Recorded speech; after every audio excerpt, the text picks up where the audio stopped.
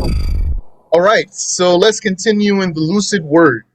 We finished the book of Zakat, and now we're on the book of fasting.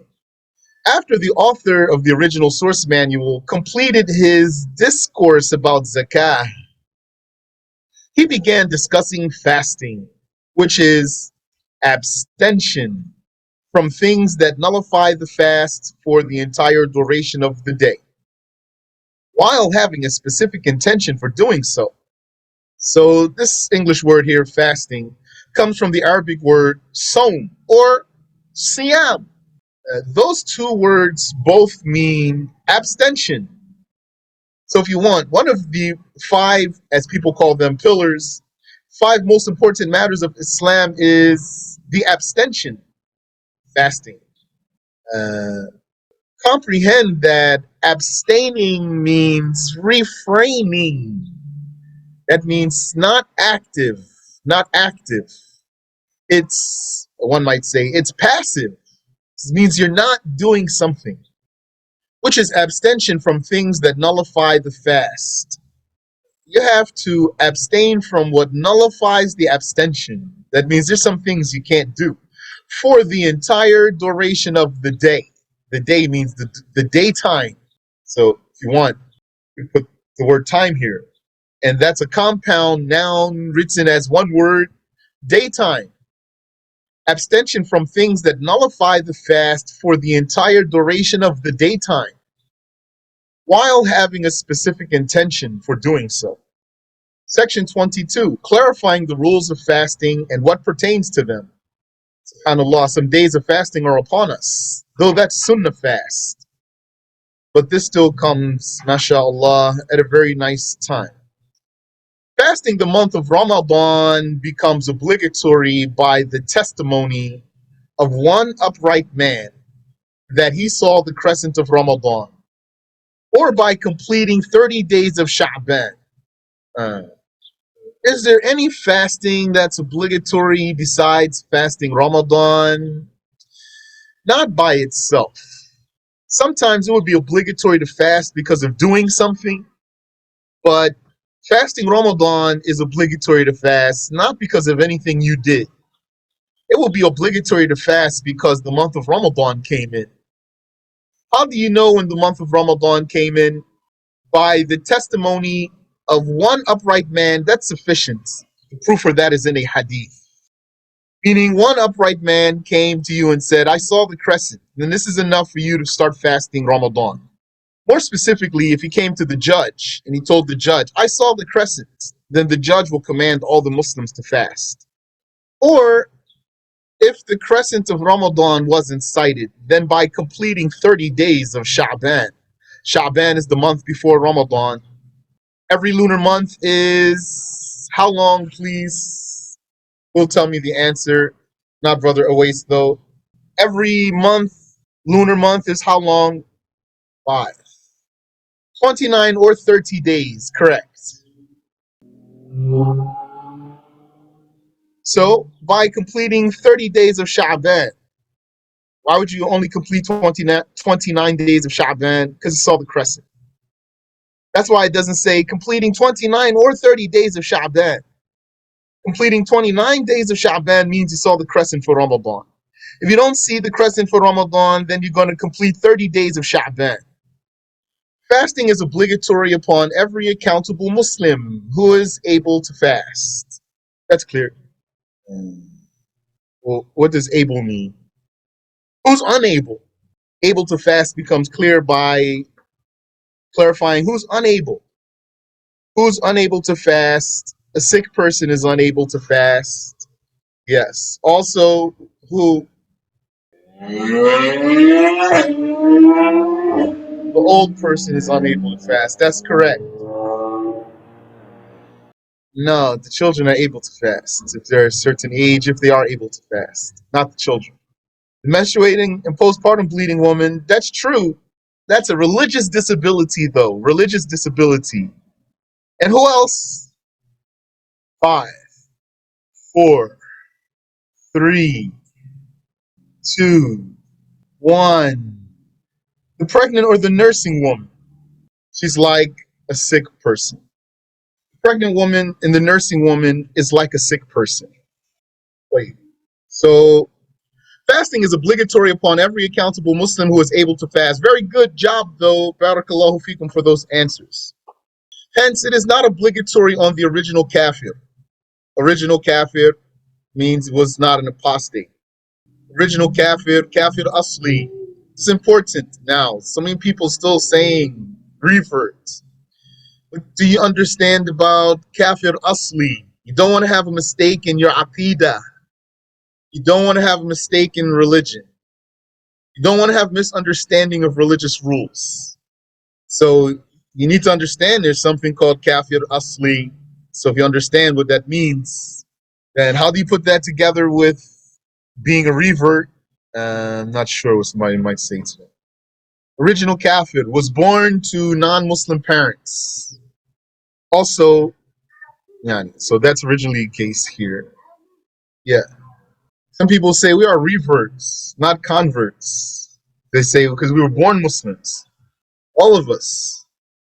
This is a misunderstanding. And looks like it's a case that makes someone not understand the existence of something called kafir asli, original kafir. This is something real here. Original kafir means born as a kafir. Has no Muslim source. We're not talking about Adam, though. Yes, he goes back to Adam, who is a Muslim. Yes, he goes back to Noah, who's a Muslim, but they are very far. He doesn't have a Muslim parent. He doesn't have a Muslim grandparent. This one is called kafir asli, original kafir. So this is what he is. This means as a baby, he's a kafir. Doesn't mean he believes in kufr, though. It means this is his judgment. Why does that matter if he doesn't believe in kufr? Because then you can't bury him in a Muslim cemetery, for example, even if he didn't believe in kufr, as judgment of kafir, kafir asli. Or you wouldn't, for example, let him get the Muslim inheritance from his Muslim relative. So that's called kafir asli. This one is not an apostate. Revert means someone who left apostasy. That's what it should mean. Because an apostate is a person who was a Muslim, then he left Islam. So then he needs to revert. He needs to come back to Islam. It's not obligatory on the original kafir. What that means is when he embraces Islam for the first time, he won't have to make up any fasting that he missed during his life. The apostate would have to make up any fasting that he missed during his apostasy, which is all the fasting. Even if he physically fasted, it's not valid. So he's going to have to make it up. It's not obligatory on the insane. That's clear. It's not obligatory on the child. That's clear. Prepubescent child. Except that the guardian of the mumayyiz child is obligated to order him to fast after he turns 7 lunar years old. I think that's clear for you. Guardian has to order this child who is mumayyiz, reached mental discerning, which is about 7 lunar years old. That's about 6.5 solar years. This guardian is obligated to command this child to fast after the child becomes 7 lunar years. That means both of those things. Has mental discerning and is 7 lunar years, provided the child can endure fasting.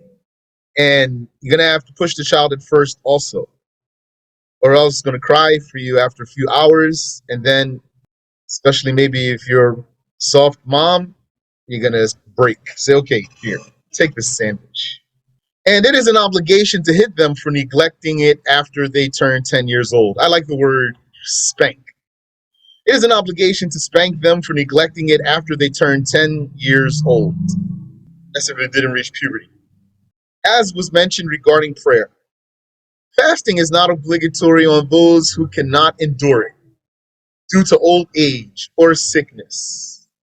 Those are physical disabilities. As far as fasting is concerned, physical disabilities, old age and sickness. Sickness has 2 cases. Sickness that's anticipated to be cured and sickness that's not anticipated to be cured or hoped to be cured. not hoped to be cured. So if the person is anticipated to be cured, like you're just sick for a couple days, maybe have a fever or something like that, then you're going to have to make up the fasting when you get better. So what if you have a really physical job, e.g. work in the heat? It's possible that a person exerts so much physical effort while working that he has to break his fast. That's possible. Yani, he has to, or he's going to be harmed. But I can't be very specific for you more than that. It is not valid nor permissible for the woman in the state of menstruation or postpartum bleeding to fast. So this is a religious disability. However, she must make up the days she missed. Okay? Because fasting doesn't come frequently. That's the difference between what she misses of fasting and what she misses of prayer. Prayer comes frequently, so she doesn't have to make up those.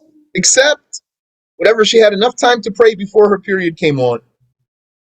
Those are brief words. And whatever she had enough time to say Allahu Akbar for before the prayer time goes out when her period goes off. And the prayer before that if they're combinable. Everything else in between she doesn't have to make up. But for fasting, she has to make it up, since it doesn't come frequently. It is permissible for the traveler of a long distance, because there's two types of journeys, a long one and a short one, travel or journey. So what we want to talk about now is for a long journey, not a short one. It is permissible for the traveler of a long distance, which is the distance that permits shortening the prayer. That's called shortening distance. Masafatu qasr, to not fast. It's permissible for this one to not fast. Some say better not to separate to from the verb. According to that, you'd say not to fast. It is permissible for the traveler of a long distance not to fast, provided they pass the residential perimeter before dawn. The residential perimeter before dawn. That's two things. Residential perimeter means if your town has a wall, then when you get outside of the wall and you're going to go a shortening distance, you don't have to actually be at the shortening distance. You just need to be outside of the wall of the town. Going a shortening distance, then you'll be a traveler as soon as you get outside of the wall of the town. If your town doesn't have a wall, then you need to reach the point where the buildings stop. If you're not sure if you reach the point where the buildings stop, if it were me, then I'd wait until I'm sure. And then once I got to the point where the building stopped, knowing that I'm going a shortening distance, then I'll say, now I'm a traveler. Some things don't require a question. Rather, sometimes, even though you could ask a question, what you could do instead of asking is just do what's safe. Then you wouldn't have a question. Provided they pass the residential perimeter before dawn.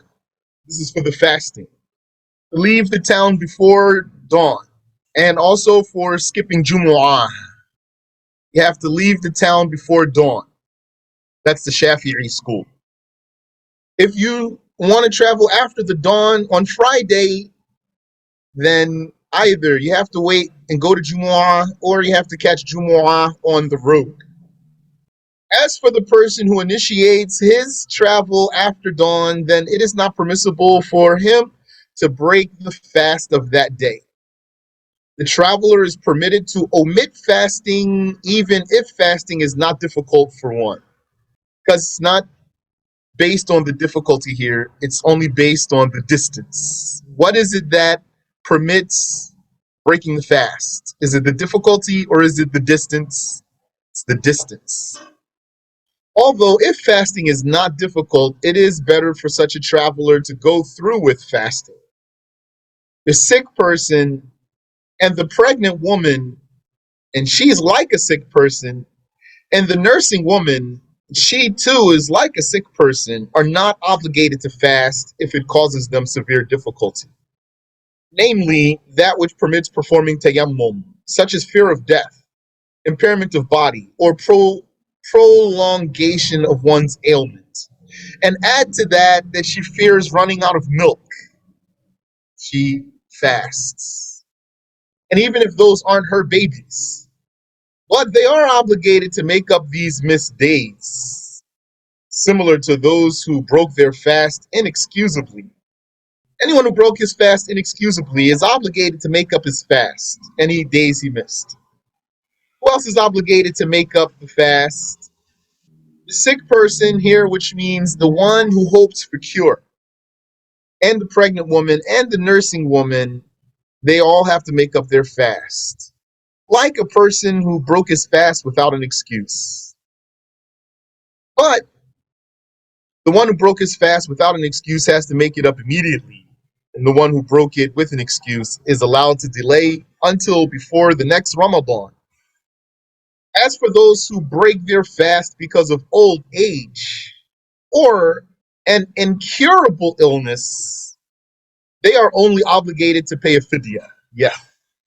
So in this case of disability, you have physical disability, you have religious disability. The religious disability is going to be the menses or the postpartum bleeding. The physical disability, the most obvious case of physical disability is sickness. And you can compare everything else to sickness. But old age is not sickness, but it's comparable here. In fact, old age is comparable to incurable sickness. So old age is like incurable illness. So then the one who can't fast because he's old is like the one who has an incurable illness. Both of those, they don't have to make up the fast because they won't be cured. They only have to pay a fidya. And nursing and pregnancy is like also the sick one, but it's like the curable one. So all of those, they do have to make up the fast, and they have the excuse to delay making it up until before the next Ramadan. The one who's old or incurably sick, he only has to pay a fidya. It is an obligation regarding the obligatory fast to have the intention at night. Not sunnah fast, obligatory fast. In Shafi'i school, sunnah fast, you can make the intention all the way up until zenith. Obligatory fast requires an intention at night. And the word obligatory fast is broader than fasting for Ramadan. Any fast that's obligatory for any reason, Ramadan or otherwise, since it's obligatory, you have to make the intention at night, i.e. after sunset and before dawn, and to specify what one is fasting in his intention, such as fasting a day of Ramadan, or fasting to fulfill a vow, or fasting for an expiation, like murdered someone. So he has to fast. Even if there wasn't a caliph to execute him, still his obligation. Yani, that's if he couldn't find a slave, of course. If he couldn't find a slave to free, he's going to have to fast. Even if there wasn't a caliph to execute him for murder. This intention must be repeated every day that one seeks to fast. And here, day means every night. Sometimes you say the word day, it means daytime. And sometimes you say the word day, it means 24-hour cycle. Hence, it is not sufficient to make an intention at the start of the month of Ramadan for the whole month. Also, it is obligatory to abstain from anything that nullifies the fast. Yani, it's obligatory to abstain because that's what fasting is. It's an abstention. So it's obligatory to not do some things. Doing those things will cancel your abstention because you're not abstaining anymore. Intentionally and willfully engaging in sexual intercourse in the genitals or the anus of a human or non-human, I think that's clear, while knowing that it is prohibited. This invalidates the fast of both parties. Masturbation i.e., inducing ejaculation. So that's what's meant here by masturbation. That's exactly is what's going to break the fast, to actually ejaculate without engaging in sexual intercourse, this ejaculation. Rather, by using the likes of one's own hand, or using his spouse's hand, or someone else's. This nullifies the fast when done knowingly, intentionally, and willfully. And some scholars said, uh, if one stopped, if he's fasting, this fasting person stopped doing that before ejaculating, but then he still ejaculated while his desire is high, like while he still has erection, then his fast is broken, although he stopped just a moment before for the ejaculation. Also, inducing vomiting while knowing that it's unlawful to make yourself vomit. So, can I repeat? Uh, Let me not repeat that. Also, inducing vomiting while knowing that it is unlawful and remembering that they are fasting. Yani, what's unlawful? For one to make himself vomit. Induced vomiting means to make oneself regurgitate on purpose by, for example, inserting the finger into the mouth. This nullifies the fast if the vomit reaches the point of articulation of the letter ha, that's the middle of the throat, even if none were swallowed back. Yeah, if you want, you can add here, swallowed back down, for example, just for the sentence to be crystal clear. It is an obligation to abstain from committing apostasy. Whoever leaves Islam, even for a moment during the daytime, invalidates his fast. Lastly, one must abstain from introducing any substance through an open orifice, such as the mouth or the nose. Yes, good words there. I like that. I say like that. Through an orifice, such as the mouth or the nose, even if it were as small as the sesame seed, whatever went into that orifice, and even if it were inedible, like a pebble, into a body cavity, yani into the body cavity through an orifice. The body cavity means an opening in the body, inside, a hole inside of your body, or a space inside of your body. You have space in your head, you have space in your chest, you have space in your stomach, you have space in your intestines, you have space in your bladder, such as the abdomen, the intestines, the interior of the head, and the throat, i.e., the area beyond the letter ha, whether its function was digestion like the stomach or not, like the urethra. Doesn't matter whether this cavity metabolizes things or not. This invalidates the fast when done willfully while knowing it is unlawful and remembering that one is fasting. Hence, if the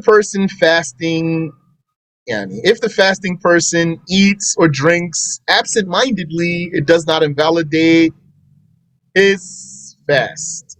Why? Because fasting is passive. Therefore, it's not far-fetched that you would forget that you're fasting, because it literally is not doing something. As opposed to something active like the prayer, you might forget you're praying, but won't stay forgetful about it because you have to eventually say something. You have to eventually move, bend over, so you'll remember that you're praying. So eating and drinking absent-mindedly does not invalidate the fast. To be clear for you, there's a hadith about that. So there's evidence for that. What I just told you is not the evidence. What I told you is the reason. The evidence is that the Prophet said so, alayhi salatu wassalam. The reason for the judgment is that because fasting is passive, so it's not far-fetched that a person would forget he's doing it. Inserting any substance through the aforementioned bodily orifices invalidates the fast, except one's pure and unmixed saliva from the inside of one's mouth. The only thing you can do is swallow your pure saliva, pure unmixed saliva. with the condition that it does not separate from the mouth before being swallowed. Licking your lips and then swallowing does not break your fast. The saliva being swallowed must be pure, not filthy, and unaltered by extraneous substances. Like, what if you like to eat candy? Now your mouth is blue or something, or green. So when you spit, you see the color. If you were fasting and you had that, then if you swallowed that saliva, it will break your fast.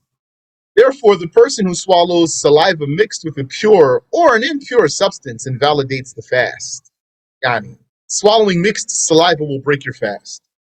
On the other hand, smelling air permeated with perfume or frankincense does not invalidate the fast because they are no longer physical entities. Yeah, just smelling this smell. But going up to the incense and inhaling the smoke, this will invalidate your fast. For the validity of the person's fast, one must not become insane even for a moment or lose consciousness for the entire day. So becoming insane for one moment breaks your fast, and basically being in a coma all day from before dawn comes in until after Maghrib comes in, not just sleeping. I'm saying the word coma, and maybe you're going to say faint if you want. I'm going to say coma. Being in a coma all day from before dawn until after Maghrib is an invalid day, even if you intended at night. So if one's unconsciousness did not cover the entire day, not just unconscious though, his coma doesn't cover the whole day because coma is deeper than sleeping. If his coma doesn't cover the whole day, he intended at night and his coma doesn't cover the whole day, then his fast is valid. Or else, if someone fainted and lost consciousness, that's what lost consciousness means here. But if you're asleep, you also lost consciousness. So that's why I'm avoiding it. This is what we're talking about is not for sleep. From dawn until sunset. If one were in a coma from dawn until sunset, his fast is invalid. It is invalid and sinful to fast the 2 Eid days, Eid al-Fitr and Eid al-Adha, which are respectively the 1st of Shawwal and the 10th of Dhul Hijjah. So you know that you can't fast on the Eid. And it is also invalid to fast the days of At-Tashriq, which are the 3 days after Eid al-Adha. So that's 4 days in a row. Eid al-Adha and the 3 days of Tashriq. The Prophet sallallahu alayhi wasallam said about the days of Tashriq, Ayyamu dhikrin, Ayyamu aklin wa shurbin wa dhikrin lillah. They are days of eating, drinking, and remembrance of God. It is also invalid to fast the second half of the month of Sha'ban and the Day of Doubt. And the Day of Doubt is part of the second half of the month of Sha'ban. The second half of the month of Sha'ban starts on day 16.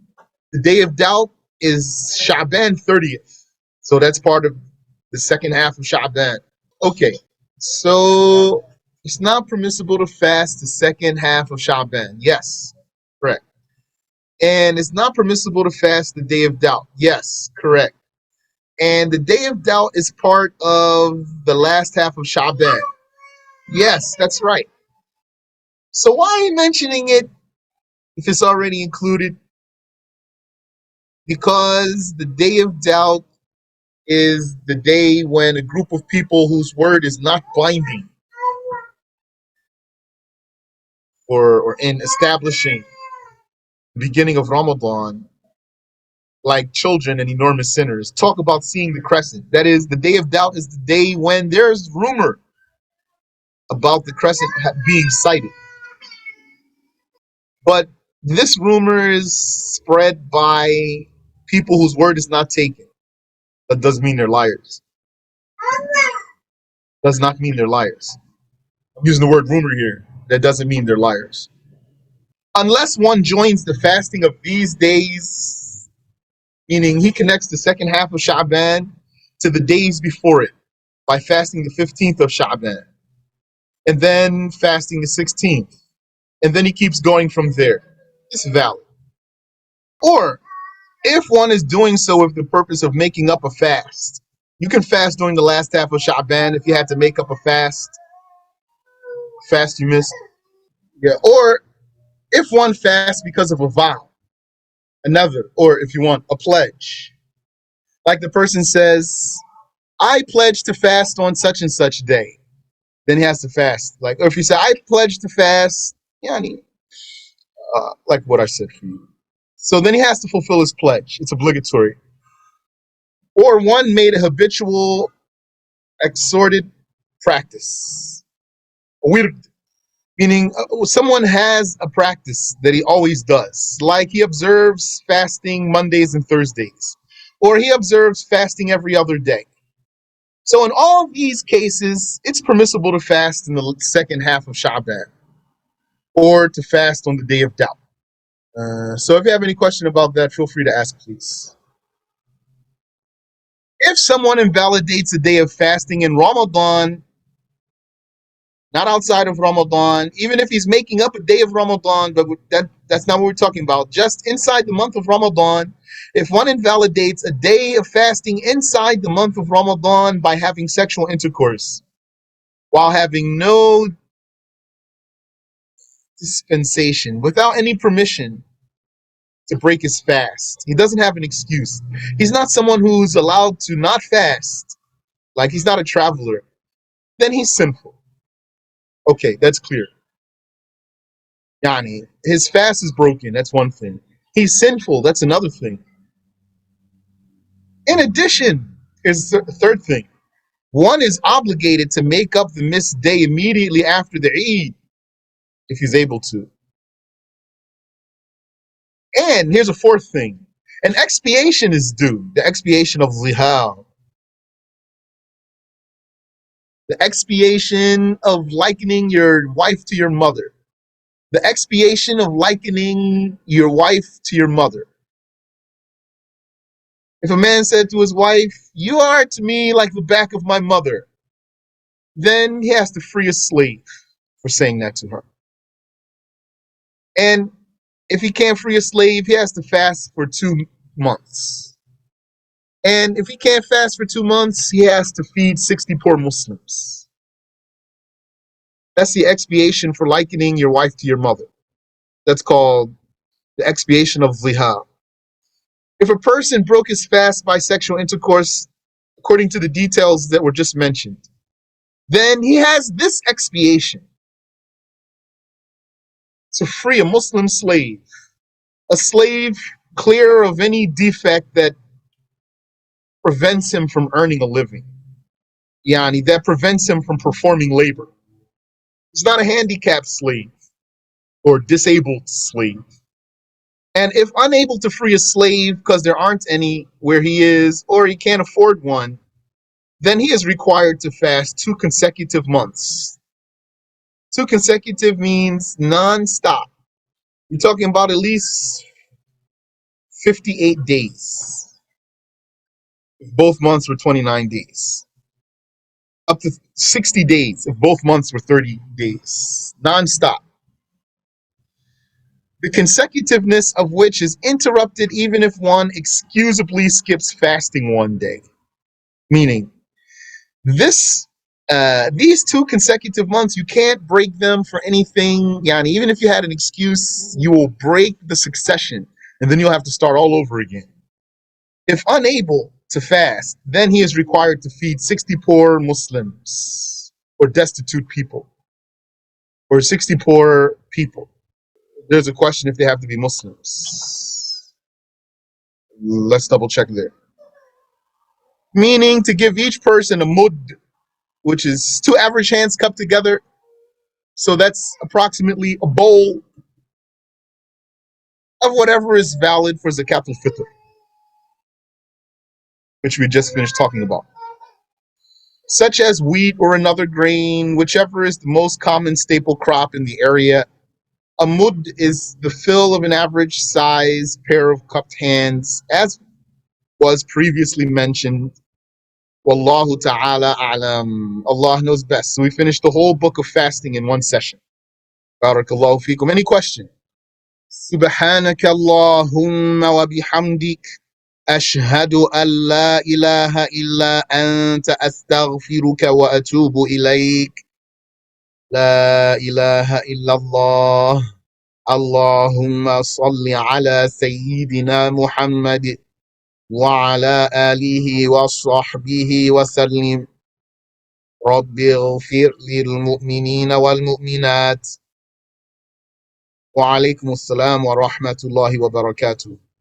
Amin wa feekum. You're welcome. See you next week, inshallah. Yes, if I have a chance, what? Uh, I talked about it. I said everything that I meant to say. If you have a question, then if you want, you can ask me. How can you reply to them? I would say if a person says, for example, I'm a revert, not a convert, I'd say, you should know that in the religion there's something called kafir asli, original kafir.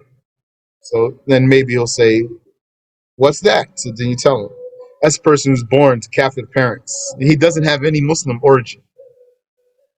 Then he might say, well, Adam or Noah. You might say, not those though. Those are too far. Then he might say, nah, I don't agree with you, bro. So then you might say, this is how it is. In the books of fiqh, the scholars have talked about al-kafir al-asli. It's very well documented. So they will tell you about the souls witnessing that no one is God but Allah. Yes, you tell them, yes, that's true. That's the fitrah. That's not being born as a Muslim. The Prophet sallallahu alaihi wasallam said, "Kullu mawludin wulida ala al-fitrah." Every newborn is born on the fitrah. Yeah. So that doesn't mean he's born as a Muslim, though. That's what I would say to the person. Supposing he says, "Yeah, that's what it means," I'd say to him, "It doesn't say that, though. It doesn't say every newborn is born as a Muslim. That's not what the hadith says. It says every newborn is born on the fitrah. That's something else. As for being born as a Muslim, you need a Muslim parent for that, or a Muslim source like a Muslim grandparent. This is what's in the books of fiqh. That's what I'd say to him. I mean, what is that? Supposing he says, yeah, I studied fiqh. I went to Azhar. Say to him, okay. So in the book of jihad, Kitab al-Jihad, the book of jihad. You know, there's book of purification, book of prayer, book of fasting, book of zakat, book of hajj, book of marriage, etc. So in the book of war, what did they say about finding a kafir child away from his parents? So then probably he won't know. So when he doesn't know, you say, that's why I'm telling you. Really, there's something that's called kafir asli. It's not what you think. And it's documented in the books of fiqh. This kafir asli, because that child, if he's found away from his parents, then we're going to judge him as a Muslim. And if he's not found away from his parents, we're not going to judge him as a Muslim. That's what's documented in the rules, in the books of fiqh. So you studied fiqh, yeah? That's what you just told me. So didn't you find that there? You need to review. Go review, mashallah. You'll see it there. Yes. A child is found away from his parents. Yes. During war. Because I said, in the book of jihad, fi kitab al-jihad, this means rules of war. So the child is found away from his parents. What's his judgment? Well, who's the finder here? Who's the finder? Talking about the Muslim found him. The Muslim found him away from his parents. So then how are we going to judge him as a Muslim? Because of, not lost. That's in the chapter of Lost and Found, talking about war. If the Muslim found this child away from his parent, the meaning here is he captured this child. Doesn't belong to him. This child doesn't belong to him because he captured him. But how are we going to judge this child now as a Muslim? That's the rule. But what if he captured the whole family, the child with the parents? How are you going to judge that child as a kafir? That's the rule. And even they said, what if the Christian found the child? For example, Christian is just an example. So then this child's going to be judged as a Christian. Talk about war. Because that child's going to be a slave. I mean, so that's what I would say to a person who says like that. So I'll say, so don't believe like that because you don't want to misunderstand the religion. You want to understand everything properly. You want to have correct conviction. You want to say what's correct. Sometimes though a person is attached to something. So I would say to him, don't be attached to that word. Rather, just say what's right. So you're a convert. If your parents were kuffar, you don't have any Muslim grandparent, for example, then you're a convert. Not to mention, he doesn't have any documentation here. He has just a hadith he's misinterpreting.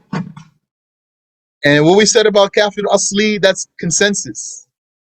There's no disagreement that there's something called kafir asli, original kafir. Yes. That the one who's born to kafir parents is a kafir. That's a consensus. Go ahead. Well, when would he be a revert? It stands to reason to me that he'd be a revert if he were an apostate, because to revert to Islam means you were a Muslim before. He said some Spanish, their ancestors were Muslim. Yes. When you say Spanish here, I'm assuming you mean Spanish from Spain. Yes. So you said their ancestors were Muslims like 200, 300, I think you mean years ago. If they convert, then yes. Will they be judged as revert or convert? Leave the word revert. Don't worry about it. Either person's the original kafir or he's an apostate. Those are two types of kuffar. All kuffar are either kafir asli or murtad. So if he's kafir asli, he embraces Islam, he's Muslim. If he's murtad, he embraces Islam, he's Muslim. This word revert, I'm only just, forget about it. It's not even important. Oh, okay, understand your question. If the person has a Muslim source, so I don't know what's the exact parameters of that, how far back, all that I know is it means normally. One that he's normally attributed to. So that's why we're excluding Adam and Noah. Otherwise, all of us have Muslim source. Yeah. So I'm saying to you a statement that's for sure is right, and then I'm not even entertaining something ambiguous. So I said a Muslim parent or grandparent, and I didn't say more to you so that I'll give you just correct information. Pardon my tone of voice, please. No problem.